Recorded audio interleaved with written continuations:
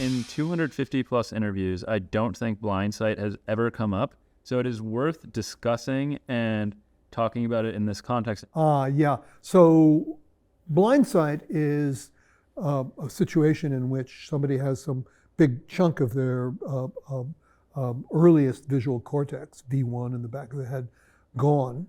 And if you project an image so that it's processed by that, people say they don't see anything, but there are some patients who can guess very accurately as between an X or an O or a vertical or horizontal line, things like that.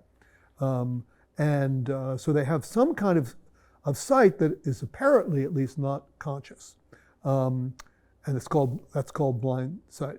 There's been a debate among philosophers with Ian Phillips arguing that it really isn't blind, and Hak-Wan Lau and Mattis Michel replying, but the argument that it really is unconscious, and you can very quickly get into the weeds in this debate. So first of all, what is the overflow argument? Is an argument that there's more capacity to our phenomenology than there is in cognition.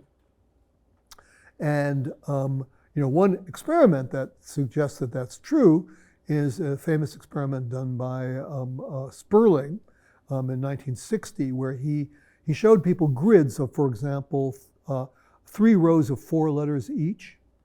And after the lights had gone out, people said that they have a brief experience of the whole grid. But when you ask them to say what letters they saw, they can only give 3 or 4. But what he discovered was you could get 3 or 4 from each row if after the image went off, you gave a cue, a high tone for the top row, a low tone for the bottom row, and a medium tone for the middle row. And with that cue, people could give 3 or 4 from any given row. And that suggests that our capacity our phenomenal capacity encompasses something like 7 or 8 items, if you think of an alphanumeric character as an item. Whereas our working memory, which is the gateway into cognition, only has a capacity of 3 or 4 items of that sort. So that's the overflow argument. And change blindness is this wonderful phenomenon where a picture can change from one thing to another. And if you have something that distracts attention, people don't notice the change, even if it's a really big change. Just that famous gorilla running onto the basketball court. That's another kind. Or experiment. There's everybody knows about this. It's all over the internet. The idea is that experiment has suggested to many people that there is no difference between how many items in phenomenology and how many items in cognition, because they think phenomenology is very sparse.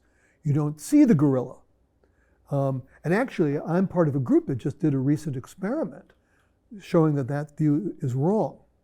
So Dave Chalmers and I are part of a Templeton-funded research group, and this group did an experiment with slow change blindness, where a change is so slow that people don't notice it.